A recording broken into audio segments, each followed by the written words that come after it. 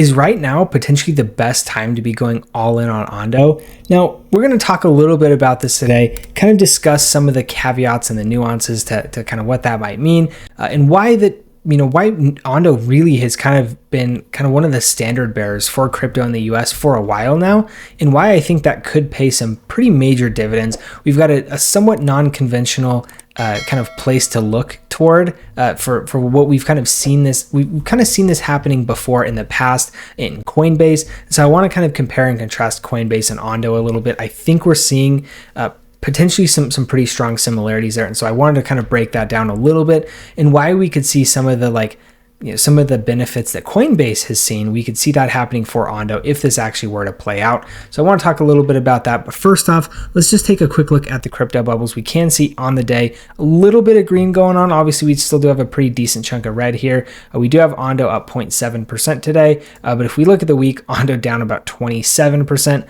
Obviously very, very high. And if we go to the month, I think, it's even higher, almost 40%. So Ondo obviously not having the best month overall. It's seen a really strong pullback. But if we look at the year, still a really strong pump over the course of the past year. Gone up 94 spots to the 33rd rank. So pretty impressive, 2.68 billion market cap. So decently sized, but not huge. Obviously, there's a lot of much higher cryptos in the space. And I also do think that this has a pretty high cap. I mean, this probably could realistically end up hitting $50 to $100 billion market cap. Either one of two ways: one, some crazy blow off top happening, or two, just kind of a slow grind over time, having just kind of small, consistent gains where we see them just kind of gain further and continued adoption in the space. I think as tokenization really starts to take hold, Ondo will be one of the clear leaders in that space. And what we can see is kind of exactly that, right? Here's a post from Ondo Finance. This was actually earlier today, I guess yesterday technically. But what we could see is Patrick McHenry, which is the Ondo vice chairman, joined CoinDesk and essentially to discuss the latest on digital assets in the United States. And he explains how Ondo enables the global markets to participate with American securities using the best technology available on crypto rails, essentially kind of highlighting that this could be like the American markets, but just opened up globally, which I do think is obviously a very novel concept. But one thing that I think is kind of more important here is we can see where Ondo, in my opinion, is kind of really setting kind of more of a policy tone, setting more of this is where crypto is going. This is where crypto is going in the US. A lot of this type of stuff, this is what Ondo is doing. And so I think over time, this will actually pay some pretty massive dividends, because what they're doing is they're kind of getting their name out in front. They're being a thought leader in the space. They're actually working and creating product within the space. And so they're having essentially a lot of goodwill being built up with the community. And also just over time, they have that political push and that political influence. So as some of these crypto regulations are being made within the US, they can have kind of their finger on the scale a little bit in terms of trying to help influence some of those outcomes. They're also very well connected. We're going to be talking a little bit further about that here at one of the next pieces of news or information that I wanted to go over today. However, before we go into all of that, get started with any of that type of stuff, I did just want to give a quick plug for the Patreon community that I've just opened up. It's super cheap, $2 a month, and this is mainly just to keep bots out. I can promise you I'm not going to be getting rich on $2 a month. It's mainly just there is to kind of provide a little bit of a paywall to keep some of the bots out, the spam, the scammers, all that type of good stuff. And so if you are interested, you can check the link in the description below. Head on over, you can get signed up. Mainly this is just a place, a pretty chill place to just kind of meet up with other people who are part of the community, talk to me more personally, ask me any sort of questions, have some more to kind of dialogue, things like that. I am kind of actively working on some other plans to kind of start providing some more exclusive content with a lot of the stuff that I do on the channel. I've been starting to get more high quality research reports, things like that. So I'm starting to offer, or I'm planning to start to offer some of those exclusive things within the community. But at least as of right now, it's just kind of more of a place to chill, hang out, talk to me, get to have more of some one-on-one type of interactions. If you are interested in that type of thing, like I said, got the link in the description below. Now, moving on, I want to take a quick look at Ondo, see how Ondo's doing, just because we can see, obviously, kind of pulling back a decent chunk. Let's actually pull this up to full screen. We can see kind of topping here just over $2. And now we're back here at about, at least right now, we're about 84 cents, but the lows that we saw were about 73 cents. So if we go through and we actually look at like a top to bottom, we can see actually a pretty healthy pullback. This is about a 65-66% pullback. Not bad, in a couple months time. This is something that I would say for a project of this type of quality and this type, very, very reasonable in crypto. I personally am not particularly scared by something like this happening. I mean, we've seen successful projects pull back 60, 70, 80, sometimes even 90+%, and then go back and run to make new all-time highs and have a really, really successful kind of future within crypto. And so, the fact that we've seen this pullback happen for Ondo, not particularly surprising to me. I think it's holding up relatively well. We actually have not at any point recently seen Ondo go oversold. I mean, this is probably the closest that it got. We could see, 30.25. The threshold is 30. So, not at any point in this pullback have we seen Ondo go oversold, which is pretty impressive when you think about it. I mean, it's pulled back 66% and still not really ever gone into oversold. That's pretty impressive and definitely noteworthy when we think about it. So something to think about there. And that's one of the reasons why I want to talk about today, is now a really good time to be going in on Ondo. Now, to kind of clarify, it's my opinion that you should never go all in on any one particular crypto project, just because I think that is if you're successful, that's chalking it more up to luck than the kind of anything else at that point. I think Ondo is a fantastic project, but I think there's a lot of fantastic projects in crypto, and I think it makes more sense to kind of split allocate your resources over various different projects, just because you can never know for sure which one is going to win and which one is going to win the most. And so the best way to kind of hedge against that is just make sure that you're exposed to kind of as many industries and as many high quality projects within the crypto space that you can find. Obviously, I would say Ondo is kind of the standard bearer for RWA. So if you're looking to invest in RWA or real world assets, Ondo is probably kind of clear in a way the leader and the one that you should be looking at and taking seriously.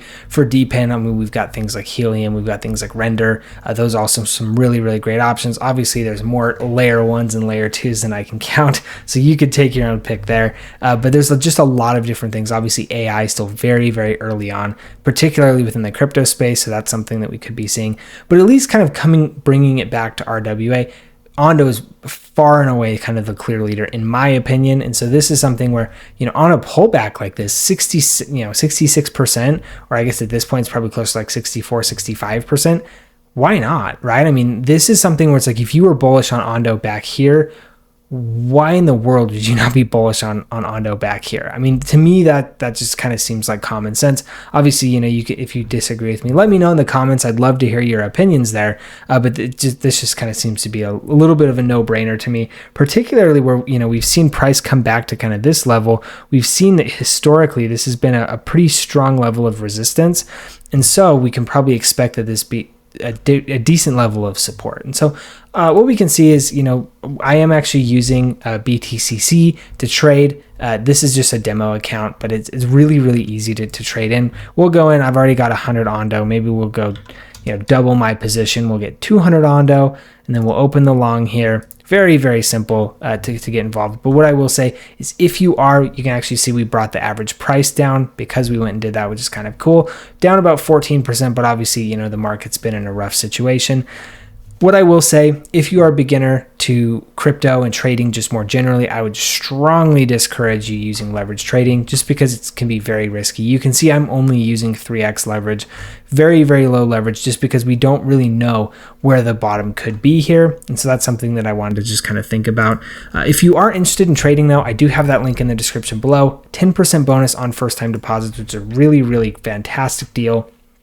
Also, extra bonuses of up to $10,055 per user, which is, again, more money. BTCC really throwing a whole bunch of money at you to trade if you are interested. And then also no VPN or KYC necessary if that's something that's important to you. So, like I said, check the link in the description below if you are interested. Moving on, I want to kind of get to this last thing. We want to talk about kind of what we've seen coming out from Ondo this was back at their Ondo conference. So this is not necessarily breaking news, but what we can see is, they want to talk about kind of their vision for Ondo, what it's doing, how this is going to impact their like kind of ecosystem in a larger sense. So we can see, they essentially want to bring Wall Street 2.0, and they want to help take institutions on chain and take advantage of tokenization. They're actually building their own chain to do this. This kind of seems to be the new fancy special thing to do. If you have a product that's at least mildly successful, go make your own chain. Obviously, it makes you more profitable, and you can kind of control the infrastructure rather than having to work around kind of a previously determined infrastructure. So what we can see is Ondo chain is, I would call this like a hybrid chain because it combines the openness of public blockchains with the compliance and security features of permission chains, designed from the ground up to meet the needs of financial institutions and fintechs. We are going to watch this video. He does explain kind of how this works specifically, but it's a really interesting type of concept that they're going over here. And so I want to just kind of load this up, and then we'll watch this whole thing, and then we'll kind of talk a little bit about it once we've seen it. But first, we have one more thing. See, as we began fleshing out the design of Ondo Global Markets and spent time with institutional partners, we realized that today's public blockchains just didn't have the features and capabilities necessary to truly make this vision a reality. To name a few examples, liquidity fragmentation across various chains, high-risk cross-chain bridging, volatile transaction fees, volatile network and protocol security, and regulatory and compliance concerns with front-running and unknown transaction validators. Historically, some of these issues have been addressed through the use of permission blockchains. However, it is precisely the closed-off nature of these networks that nullifies what we see as one of the most compelling promises of blockchain technology: an open, global, and transparent financial system. Over the past year, we've been working hard with various partners to develop infrastructure to address these challenges while preserving openness. Today, we're excited to finally announce our new Layer 1 blockchain designed specifically for bringing financial markets on-chain. We call it Ondo Chain.